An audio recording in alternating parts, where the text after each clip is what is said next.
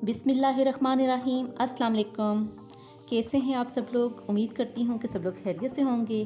तो आज मैं आपके साथ जो रेसिपी शेयर करने जा रही हूँ उस रेसिपी का नाम है नमकीन गोश्त की रेसिपी है। नमकीन गोश्त बनाना बताने लगी हूँ, तो चले बनाते हैं। यहाँ पर मैंने ले ली है मिट्टी की हांडी और इसके अंदर मैंने थोड़ा सा ऑयल शामिल कर दिया है। अब इसके अंदर मैं शामिल करूँगी अदरक, लहसुन और हरी मिर्च का पेस्ट है। ये है तकरीबन 2 टेबलस्पून। अब इसको अच्छी तरह से फ्राई करूँगी तकरीबन 4 से 5 मिनट के लिए। और यहाँ पर मैं मटन इस्तेमाल कर रही हूँ। हाफ़ के जी मटन है मेरे पास और हड्डी वाला गोश्त है ये। और इसको मैंने अच्छी तरह से धो लिया है, तो ये शामिल कर देती हूँ। और अब इसको अच्छी तरह से फ्राई करूँगी।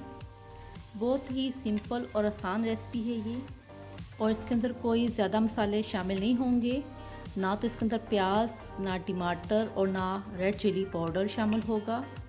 सिंपल है। इसमें सिर्फ इसमें मैं नमक हाफ़ टी स्पून, हल्दी पाउडर हाफ़ टी स्पून और गरम मसाला पाउडर हाफ़ टी स्पून, बस ये 3 चीज़ें मैंने शामिल की हैं। और इसमें कोई एक्स्ट्रा मसाला शामिल नहीं किया मैंने। तो आप यकीन जानें ये इतना मज़े का बनकर तैयार होगा और आपका दिल करेगा कि बार बार आप इस रेसिपी को बनाएं और खाएं। और अब इसकी बुनाई बहुत अच्छी तरीके से करनी है। और अगर आपको मेरी ये रेसिपी पसंद आए तो मेरे चैनल को सब्सक्राइब करना ना भूलिएगा। तो चलें, इसकी बुनाई हो चुकी है बहुत अच्छे तरीके से।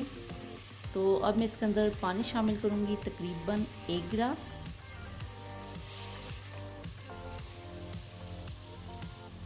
और इसको ढक कर तकरीबन मैं 25 से 30 मिनट के लिए इतना कुक करूँगी कि हमारा गोश्त बहुत अच्छे तरीके से गल जाए। तो उसके बाद फिर मैं आपको दिखाती हूँ। तो यहाँ पर 25 से 30 मिनट कंप्लीट हो चुके हैं और गोश्त बहुत ही अच्छे तरीके से गल गया है।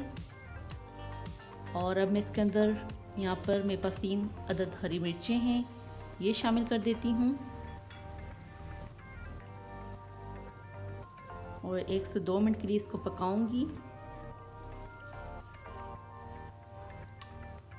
तो इसको डिश आउट करके फिर मैं आपको दिखाती हूँ। तो लीजिए, हमारा नमकीन गोश्त बनकर तैयार हो चुका है। और अगर आपको मेरी ये रेसिपी पसंद आए तो मुझे कमेंट्स करके ज़रूर बताइएगा कि मेरी ये रेसिपी आपको कैसी लगी है। और मुझे अपनी दुआओं में याद रखिएगा। अल्लाह हाफिज़।